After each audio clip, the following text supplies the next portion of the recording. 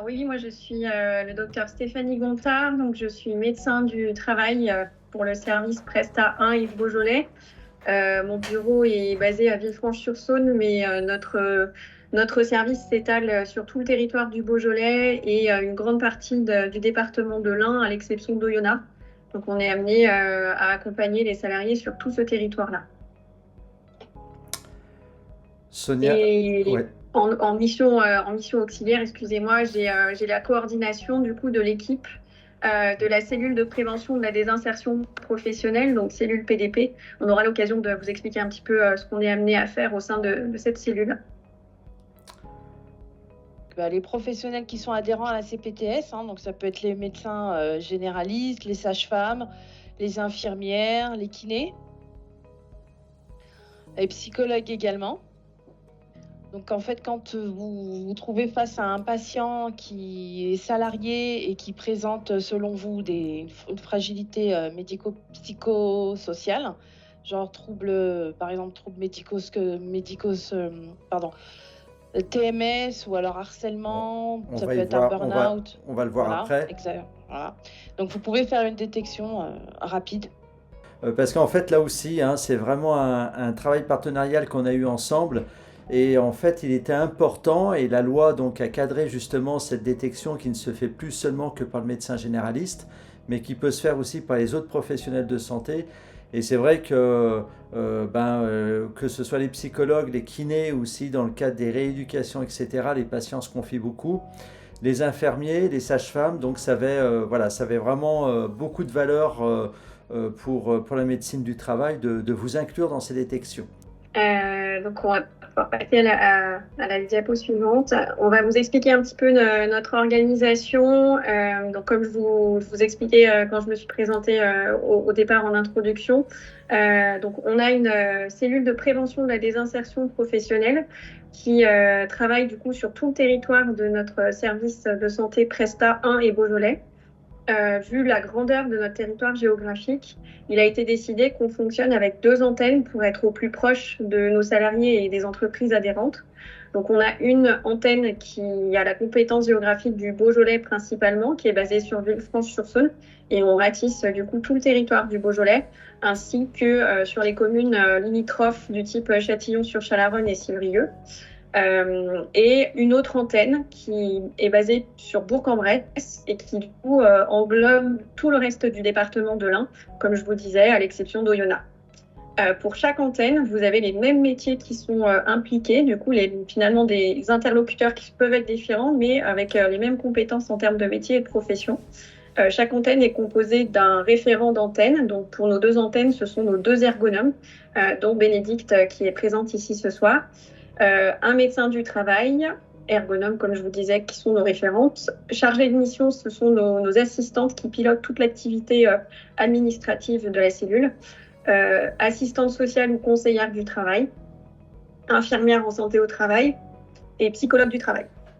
L'intérêt étant que, comme vous le voyez, on est sur une équipe pluridisciplinaire avec la possibilité d'avoir vraiment des échanges et des regards croisés sur les situations complexes.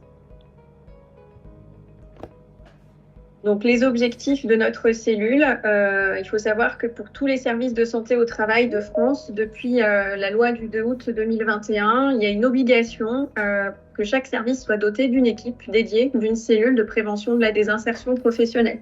Donc, on est déjà sur une obligation réglementaire. Mais nos objectifs à nous, c'est bien entendu de prévenir tout le champ de la désinsertion professionnelle en mettant en place au plus vite des actions de remobilisation auprès du salarié qui va être accompagné. Et après, c'est construire avec lui tout type de solutions. On est vraiment sur des situations de coûts humains, puisque chaque parcours est différent, chaque problématique rencontrée est différente aussi. Et en fonction de l'accompagnement, on décide et on dessine avec le salarié et le patient accompagné quelle solution sera la plus appropriée. Ça peut être par exemple un maintien sur le poste avec des mesures d'aménagement, des aménagements techniques, matériels, organisationnels, des aménagements du temps de travail, des aménagements humains avec un renfort, par exemple, d'un salarié qui vient en renfort sur des temps de travail dédiés. Ça peut être des mesures de reclassement sur un autre poste dans la même entreprise.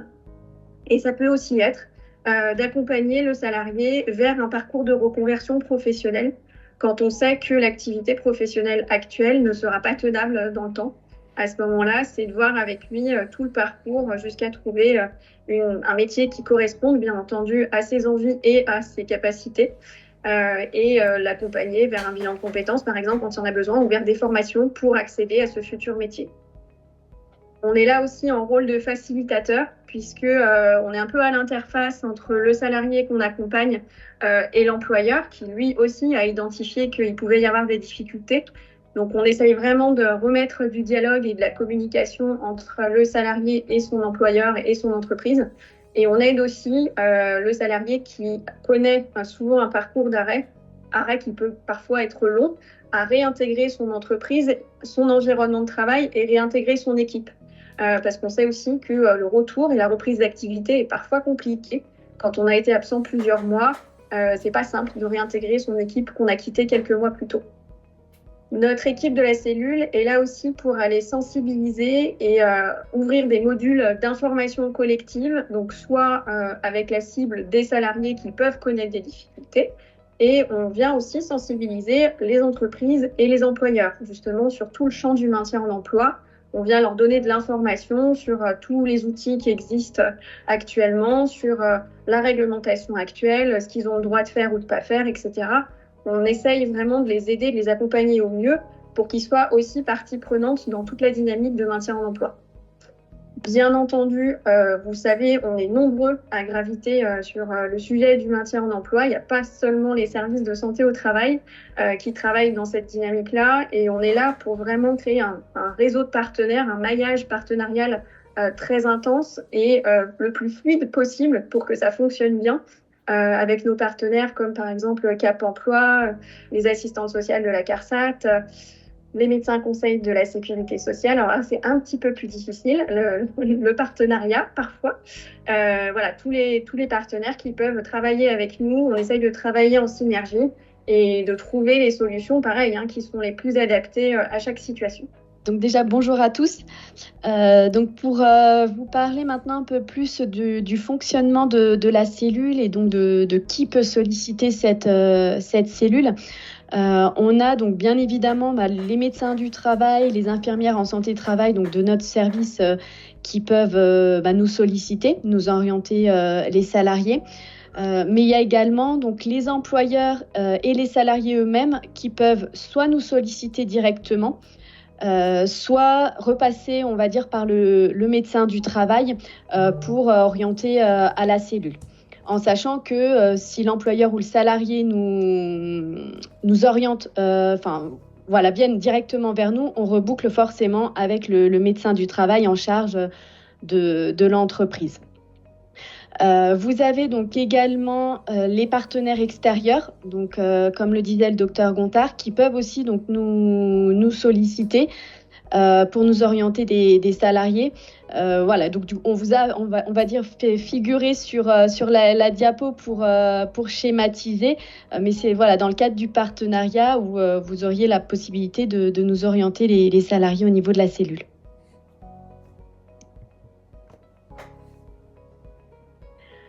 Au niveau donc du parcours ensuite d'accompagnement, une fois que l'orientation est faite, on va faire un premier entretien ce qu'on appelle l'entretien d'entrée, qui va permettre de balayer en fait un large panel de questions, que ce soit au niveau social, familial, professionnel. Pour nous, l'objectif, ça va être de récolter un maximum d'informations pour derrière, on va dire, créer le parcours du salarié. Donc voilà, ça peut être de savoir, d'avoir un point au niveau financier, de savoir si la personne aussi, d'un point de vue familial ou autre, est soutenue ou non. Donc voilà, c'est vraiment essayer d'avoir entre guillemets une photographie de la situation de la personne pour pouvoir derrière l'accompagner au mieux. Suite à cet entretien d'entrée, on a des commissions que l'on réalise donc une fois par semaine. On se retrouve donc tous les membres de la cellule et la personne qui a fait cet entretien d'entrée va venir nous présenter la situation et à partir de là, on va proposer un accompagnement. Donc, comme le disait tout à l'heure le docteur Gontard, c'est un accompagnement cousu main, donc qui peut varier d'une personne à une autre, où on va avoir certaines personnes qui vont rencontrer l'assistante sociale, la psychologue du travail, et puis le médecin du travail qui va contacter des professionnels de santé pour avoir différentes informations. Ça peut être aussi de refaire un point avec le salarié et puis l'orienter vers des partenaires.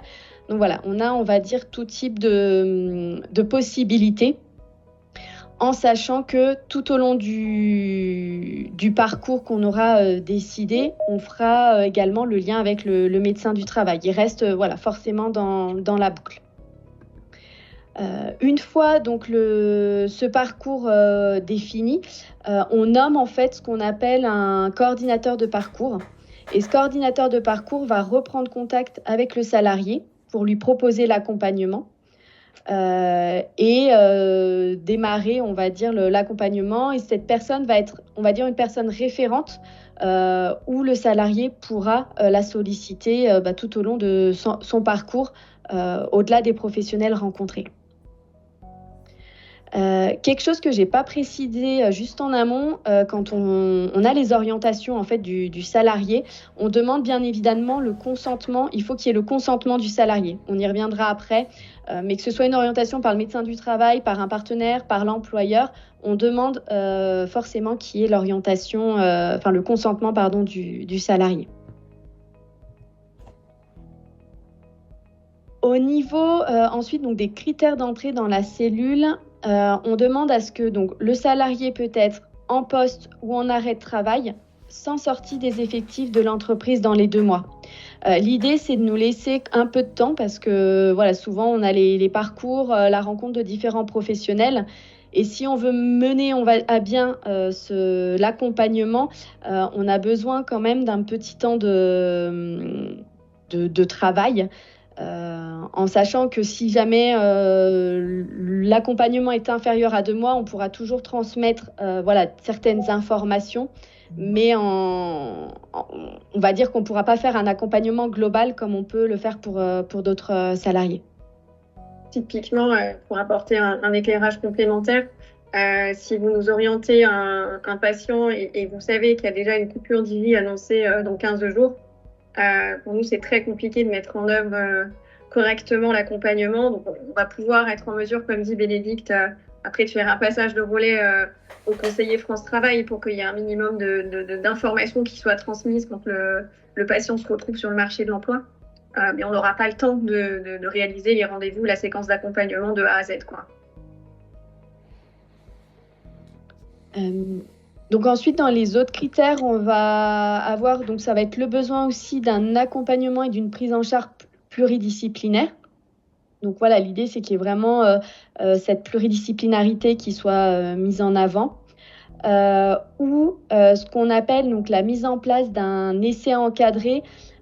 Très synthétiquement, l'essai encadré, c'est un dispositif qui est mis en place par la Sécurité sociale et qui permet en fait à un salarié en arrêt de revenir tester son poste ou un autre poste, soit dans son entreprise, soit dans une autre entreprise, sur une durée de 14 jours renouvelable une fois. Donc quand on a ce type de dispositif que l'on peut mettre en place, les salariés en fait viennent directement à la cellule pour qu'on puisse les accompagner pendant cet essai encadré.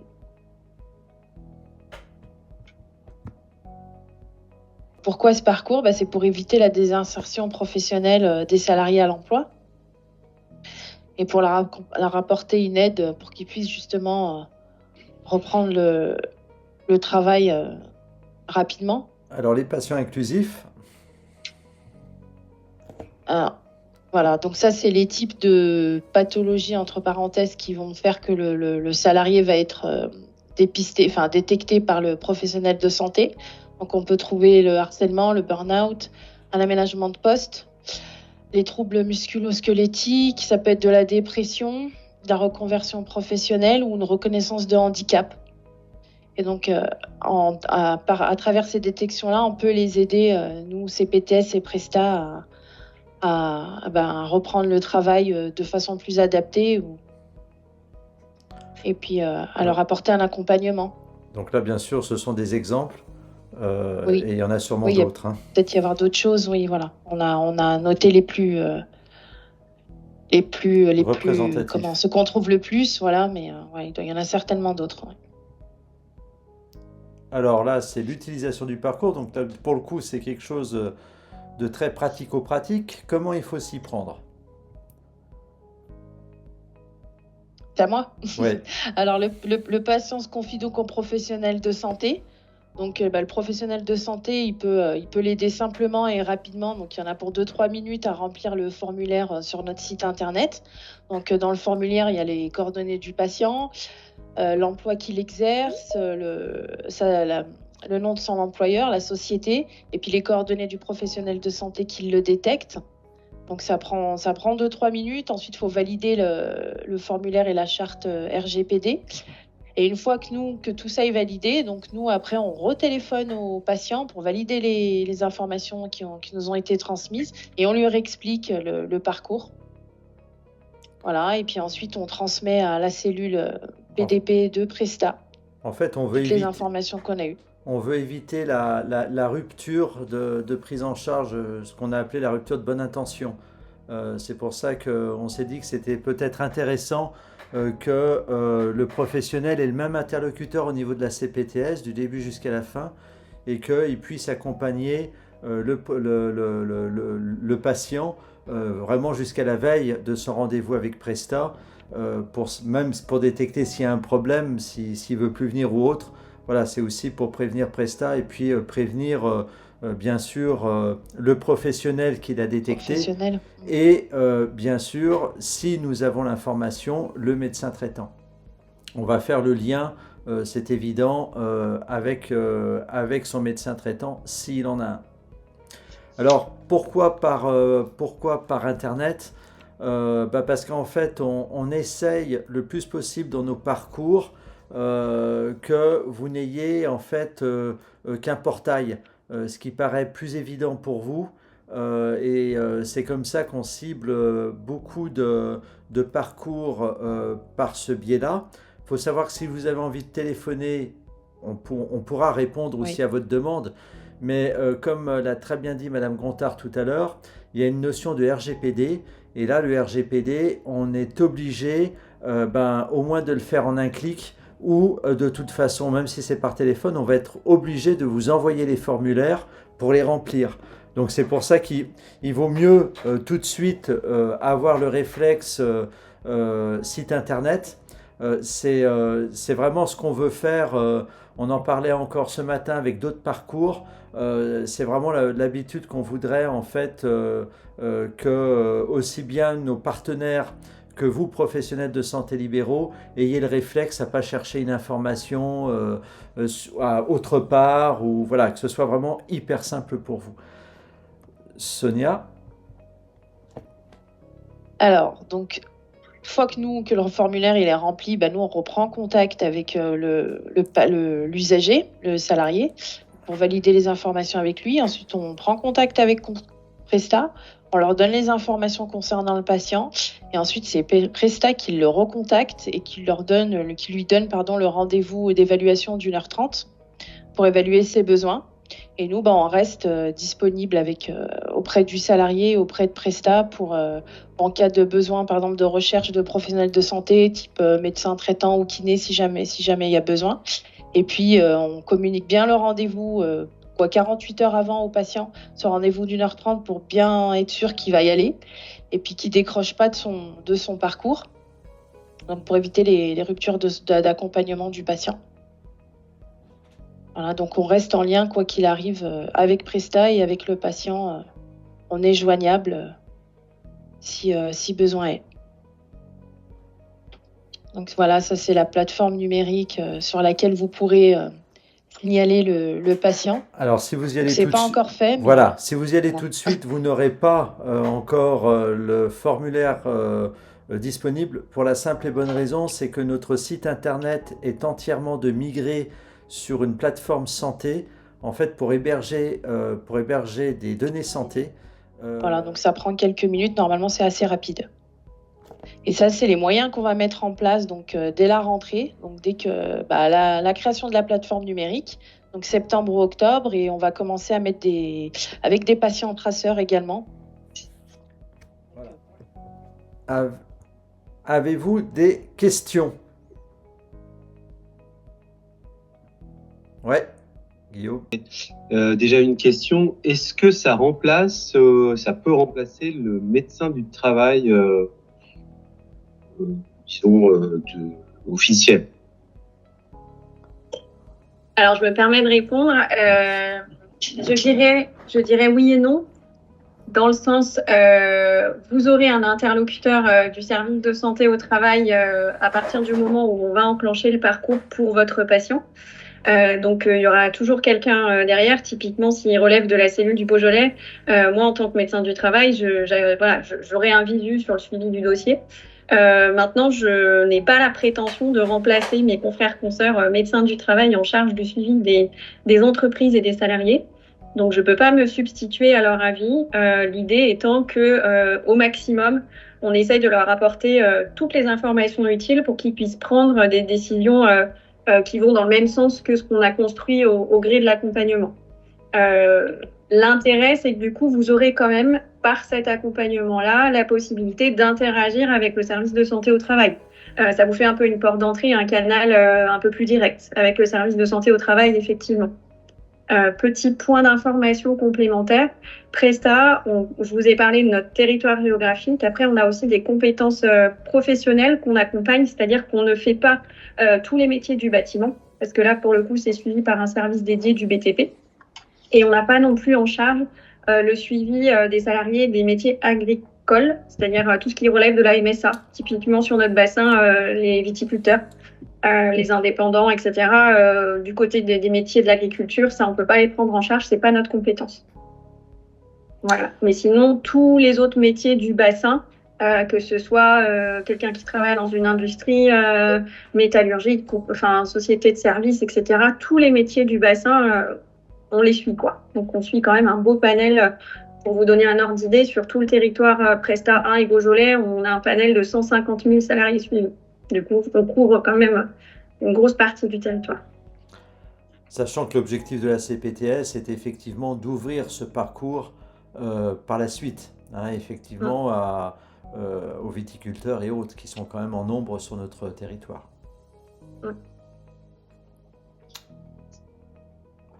Maude? Oui, c'est moi, pardon. Ah, pardon, Sandra. Merci, c'était très intéressant et innovateur. J'ai une question juste toute bête. Est-ce qu'on peut me redéfinir les patients traceurs? Oui, tu as vu. Le patient traceur. Tu as vu ça sur une diapo ou tu as vu ça? C'était dans le discours. Ouais. Alors, les deux. Ouais, ok. Ok. Alors, le patient traceur, c'est un patient en fait fléché. C'est ce qui permet de faire la qualité en niveau hospitalier. Donc on s'en sert beaucoup dans les débuts de parcours. En fait, les premiers patients sont entièrement fléchés du début du parcours jusqu'à la fin du parcours. L'évaluation est faite à chaque étape avec le groupe de travail. Ce qui permet de voir, de confirmer ou d'infirmer certaines actions qu'on croyait bonnes ou non. C'est ce qu'on fait actuellement avec Page, hein, avec le parcours gériatrique, où on a commencé avec l'hôpital, et donc on a vraiment les patients traceurs qu'on suit, et il n'y a pas d'entrée tant que le parcours n'est pas terminé pour le patient sortant. Voilà, généralement c'est assez rapide, mais ça permet, c'est un rodage, hein, faut vraiment le voir comme un rodage. Merci. Je t'en prie. Okay. Oui, j'aurais une question. Dans votre expérience, quelle est la réaction des patients quand on leur dit qu'on fait appel à une culture de peut-être que vous, et le fait qu'on avertisse l'employeur aussi, est-ce que c'est un frein ou au contraire ils sont rassurés? Alors j'ai envie de dire, on a tout type de réactions possibles. Nous, quand on leur fait passer l'entretien d'entrée, on leur fait signer un document complémentaire où on leur demande à s'engager dans l'accompagnement et être pleinement acteurs de ce dispositif-là. Et dans ces engagements-là, on leur demande aussi leur autorisation pour pouvoir faire le lien à l'employeur. On a les deux types de réactions, c'est-à-dire qu'à cette étape-là, parfois, on a des patients qui vont nous dire je me sens pas prêt. Typiquement, quand on est en plein contexte de problématiques de risque psychosocial, de tension managériale, etc., c'est compliqué d'aller réinvestir son environnement de travail et même d'aller interagir avec l'environnement de travail. Donc, ils sont pas prêts sur ce moment-là. Quand on est sur des problématiques plus physiques, c'est pas du tout un frein que de dire qu'à un moment donné, on va aller interroger l'employeur sur des pistes de solutions. Ça dépend vraiment des parcours et même des profils de chaque personne accompagnée, quoi. Quand on en a besoin d'aller vers l'employeur pour aller l'interroger, on explique bien pourquoi. Bien entendu, on partage pas de données médicales, on parle de restrictions médicales et on parle des besoins en termes d'aménagement de poste, mais on explique toujours aux patients pourquoi est-ce qu'on va aller impliquer l'employeur et quel est l'objectif, quoi. Merci. Juste pour savoir, du coup, c'est en route depuis 4 ans, c'est ça, à peu près, depuis 2021-2022, et savoir combien de gens vous touchez tous les ans et combien vous en accompagnez. Alors, la loi est tombée au 2 août 2021. Il y a eu un décret d'application de mémoire, j'aurais dit avril 2022, qui nous a dicté un petit peu la composante d'une équipe typique de cellules. Nous, au niveau de Presta, on a subi une fusion début 2022. Donc, on a reconstruit le projet de cellules qui a repris son activité qu'à partir de début 2023. Donc aujourd'hui, on est plutôt à 2 ans d'activité, de recul d'activité. On est en croissance en termes de demande parce que nos collègues médecins du travail font de plus en plus appel à nous sur des situations complexes.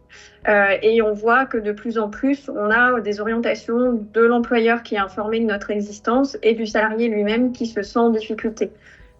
Sur fin 2024, de mémoire, on était à un peu moins de 500 dossiers accompagnés. Alors pour toute la cellule, sur le Beaujolais et sur l'Ain, on devait être à 474, je crois, de mémoire, avec des dossiers qui avaient glissé entre fin 2023 et début 2024. On nous pose souvent la question de combien de temps ça dure, un accompagnement. Aujourd'hui, on n'est pas en capacité de vous répondre très franchement sur le nombre de semaines ou de mois pour un accompagnement, parce que c'est très variable d'une personne à l'autre. Au niveau national, on sait juste que la moyenne tourne autour de 9 mois d'accompagnement quand on est sur des signalements précoces. L'intérêt étant que plus on signale en amont, plus on est en début de parcours d'arrêt, typiquement quand on est en arrêt de travail, plus le patient se mobilise, plus on est efficient dans l'accompagnement et plus la durée d'accompagnement se raccourcit aussi, quoi. Après, sur des pathologies lourdes et complexes, comme vous le savez, on accompagne quelqu'un qui connaît un parcours de cancer, chimiothérapie, etc. Ça va pas être un accompagnement qui va durer 3 mois, quoi. Ouais. Merci. De rien.